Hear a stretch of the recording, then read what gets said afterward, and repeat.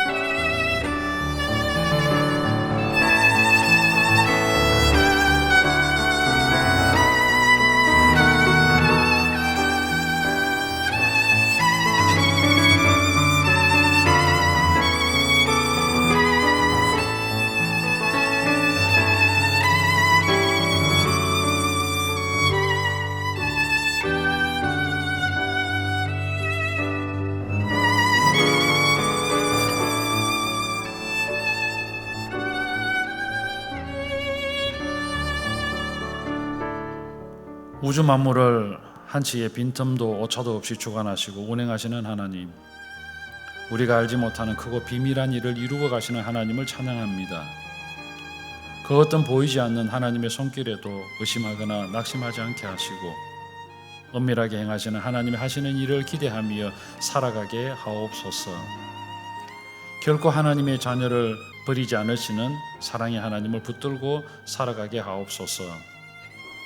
아이들이 올바른 기독교 신앙관으로 자리 잡아 세상에 나갈 때 선한 영향력을 끼칠 수 있는 다니엘과 같은 멋진 신앙인이 되게 하시고 하나님의 영광을 드러낼 수 있는 지혜로운 아이들이 되게 하옵소서.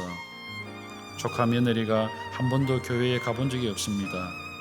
주변에 있는 믿음의 사람들을 통해 복음을 듣고 예수 믿어 구원받는 역사가 일어나게 하시고 영육간에 건강을 주실 뿐만 아니라 건강한 자녀를 갖고 믿음의 가정을 꾸릴 수 있도록 역사해 주옵소서. 감사합니다. 예수님의 이름으로 기도합니다. 아멘.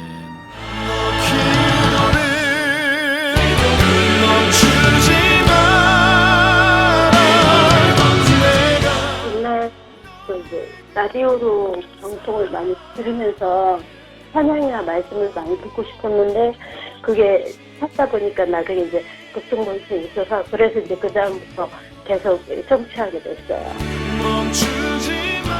정말 마음이 갈급할 때 이렇게 말씀을 다른 데서 내가 충족하지 못했을 때 극성방송에서 나오는 목사님들의 말씀을 통해서 그때그때 이렇게 은혜를 주실 그 말씀들이 있었거든요.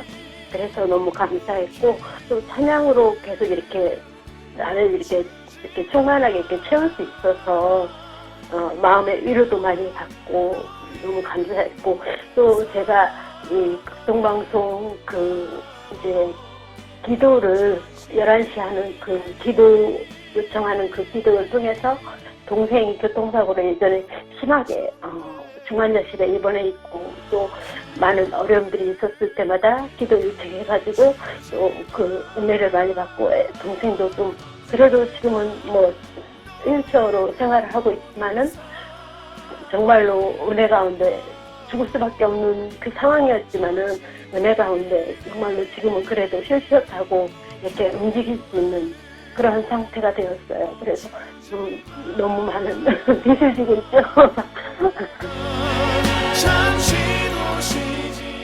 제가 부산 극동방송 맨 처음 시작할 때 자녀들과 남편 그리고 친정 부모님 이렇게 해가지고 5부자로 시작을 했어요. 처음에 한국할 때 갖고 그래서 이제 시작을 계속 해오다가 이제 나는 이제 계속 하고 있으니까 해마다 이렇게 극동방송에서 또 다시 또 이제 전파선교사님들 모집하고 또 이렇게 하면 나는 일단 하고 있으니까 나는 안 해도 되겠지 하는 마음을 계속 갖고 있었어요. 그리고 이제 그거 방송하는 날은 오히려 안 들었어요. 제가 오히려 회피를 했어요. 이제 마음에 자꾸 부담이 되니까 또 이제 누구도 해야 되고 그래서 자꾸 생각나서 부담이 되니까 회피를 자꾸 했는데 이번에 이제 이제 또 며칠 전부터 이제 계속 한다고 이렇게 말씀을 하시고 그랬는데 그때 이제 이렇게 생각되는 게 자꾸 회피하면서 마음이 무거워지면 안 되겠다.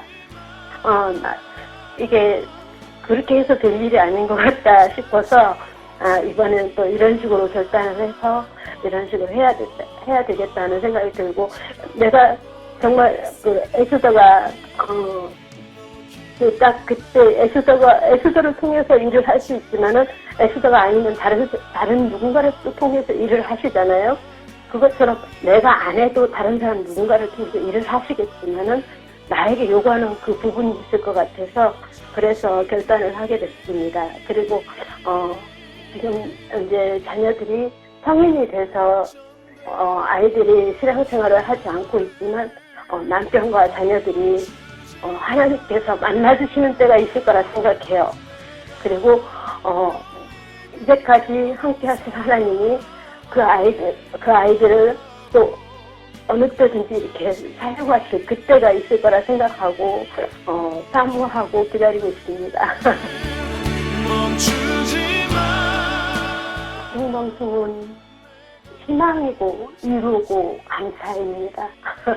방황할 때도 극동방송 들으면서 희망을 갖게 되고 또 소망을 갖게 되고 그리고 힘들고 어려울 때도 또 일어날 수 있는 힘이 주고 감사의 조건을 자꾸 하나씩 다른 사람들의 간증을 통해서도 하나씩 찾을 수 있게 도와주시는 것 같아서